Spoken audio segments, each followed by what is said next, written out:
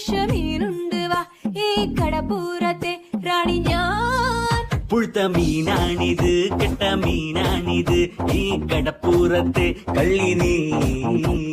കള്ളി നിന്റെ കെട്ടിയോളടി വാങ്ങും നിന്റെ മറ്റോൾ എന്റെ വായിന്ന് കേക്കും തെറി.